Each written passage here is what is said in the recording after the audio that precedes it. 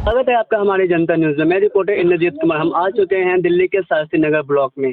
जैसा कि आपको पता है, दिल्ली में जस्टिस फॉर चिंतन की मुहिम चल रही है। उस मुहिम में लगातार हम आपको दिल्ली से रिलेटेड सभी अपडेट न्यूज़ हम दिखा रहे हैं आपको जनता न्यूज़ में। जनता न्यूज़ रखे जनता की आवाज़ को सबसे आगे। जैसा कि पता है, दिल्ली में जस्टिस फॉर चिंतन का जो मुहिम चल रहा है उसमें एक नया मोड़ आया है। जैसा कि आपको पता है, चिंतन का जो मुहिम था उसमें इनके जो फादर हैं चिंतन जी के, उन्होंने दिल्ली हाई कोर्ट का दरवाजे को खटखटाया है और हाई कोर्ट के जो वकील हैं, जो न्यायाधीश है, उन्होंने इनके केस को एक्सेप्ट कर लिया है। जानते हैं 2 महीने तक जो इन्होंने परिस्थिति को झेला, उनके बारे में सारी वीडियो हम दिखा रहे हैं अपने जनता न्यूज़ चैनल पे। सर, जैसे जैसे ये घटना घटी उसका शुरुआत से हमें तक पूरी अपडेट बता दीजिए कि जैसा कि आपने 2 महीने तक लगातार इस परिस्थिति को झेला, उसके बारे में बताइए।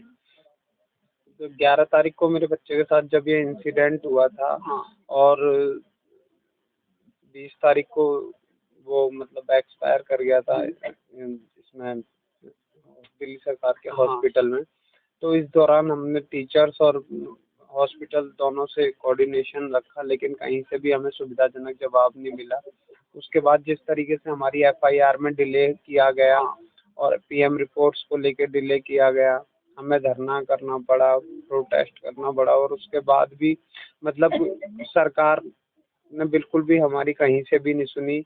अगर शायद सरकार हमारी टाइम से सुन लेती हो तो हमें कहीं भी मतलब इन परेशानियों का सामना नहीं करना पड़ता और सीधा हमें न्याय मिल जाता। लेकिन हमारी लड़ाई ही इन्हीं के खिलाफ थी, इन्हीं के स्कूलों के खिलाफ थी, इन्हीं के हॉस्पिटलों के खिलाफ है। तो इन्होंने इस चीज़ को मतलब नज़रअंदाज किया, तो इस चीज़ को लेके हमें उच्च न्यायालय का दरवाज़ा खटखटाना पड़ा है और उन्होंने इस पे एक्शन लेते हुए इनको नोटिस इशू कर दिया। जैसा कि आपको पता है कि 14 फरवरी को जब धरना पे प्रदर्शन पे बैठे हुए थे, तो वहाँ पर अचानक से सभी के लिए 14 जो फरवरी था वो ब्लैक डे था। पर आपके जो वहाँ पे जो धरना प्रदर्शन कर रहे थे, तो उनको वहाँ पे जो धारा जो 144 लगा दिया, तो इसमें से दिल्ली सरकार को आप क्या संदेश देना चाहोगे? मैं तो क्या, इन्होंने अपनी मतलब कोई भी ऐसी कसर नहीं छोड़ी। यहाँ के मतलब जो भी जनप्रतिनिधि वगैरह जो भी हैं, उन्होंने कोई भी कसर नहीं छोड़ी। डराना धमकाना जो भी मतलब इन्हें करना था, और मतलब एक जो इंसाफ की लड़ाई थी मेरे बच्चे को लेके, उस चीज़ को ज़्यादा वो ना करते हुए इन्होंने इसको पॉलिटिकल मुद्दा बनाया। ठीक है, आप बसी लोकल पॉलिटिक्स करते रहिए, लेकिन असलियत में जो एक हमारा पीड़ित परिवार था उसकी तरफ किसी का ध्यान अपना नहीं रखा।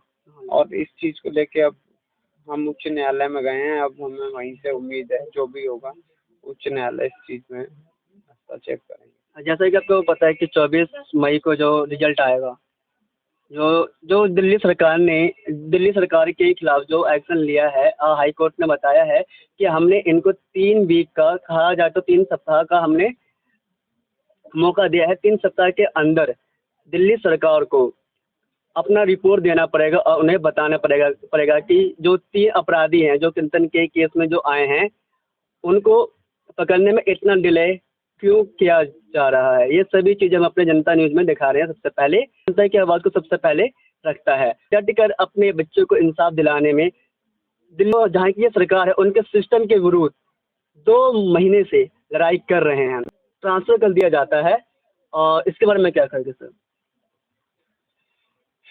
अपनी लापरवाहियों को इन्होंने शुरू से ही छुपाने का काम किया है, और 11 से 20 तारीख तक मैं लगातार इनसे कोऑर्डिनेट करता रहा।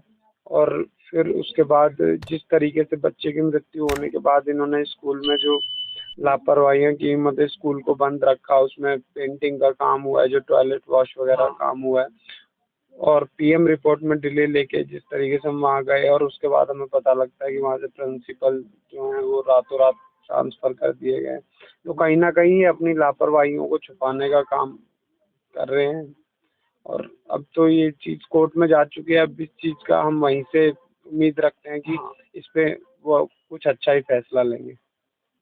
और जैसा कि आपको पता है कि एक कहावत निकली है, सरफरोशी की तमन्ना अब हमारे दिल में है, देखना है जोर कितना बाजुए कातिल में है।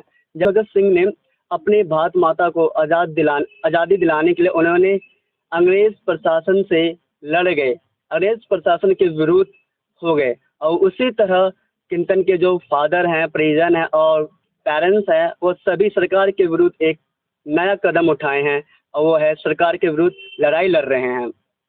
हम ऐसे माता पिताओं को तहे दिल से धन्यवाद और नमस्कार कहते हैं जिन्होंने इतना 2 महीने तक का समय लगाया।